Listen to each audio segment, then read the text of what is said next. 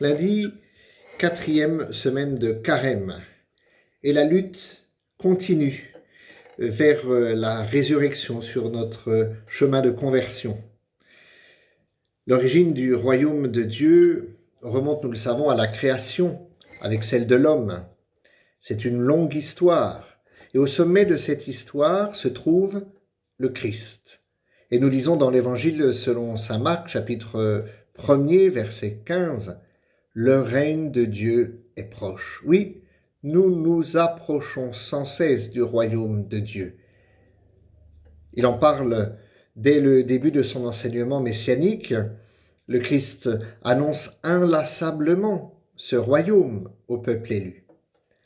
Et il est toujours nécessaire alors de se convertir pour accéder à l'entière vérité sur le royaume.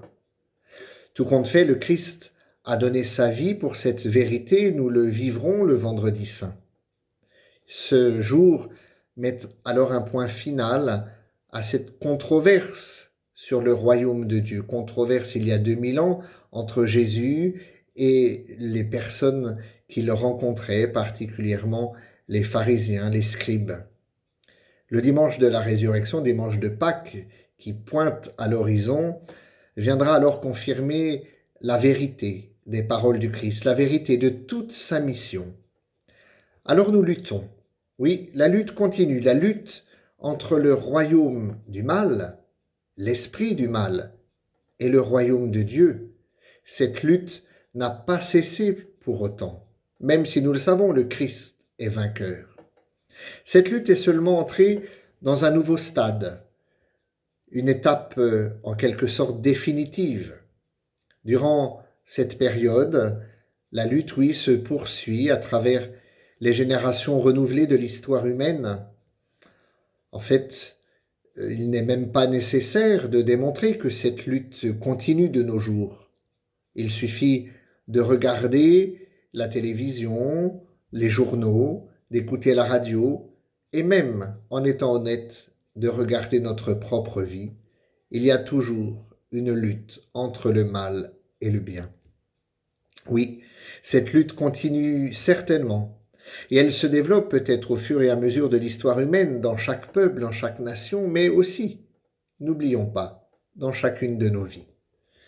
Cette lutte se poursuit donc en chacun de nous. Et en suivant le cours de l'histoire, y compris les périodes contemporaines, nous pouvons même définir la manière de régner de l'esprit malin. Son royaume n'est pas divisé, mais il tente par divers moyens à unifier son action à travers le monde. Oui, le mal continue à chercher à atteindre l'homme au plus profond de lui-même et de diverses manières, à travers le milieu, la famille, la société. Comme au début, dans son programme, eh bien, le mal mise sur la liberté de l'homme, une liberté apparemment illimitée.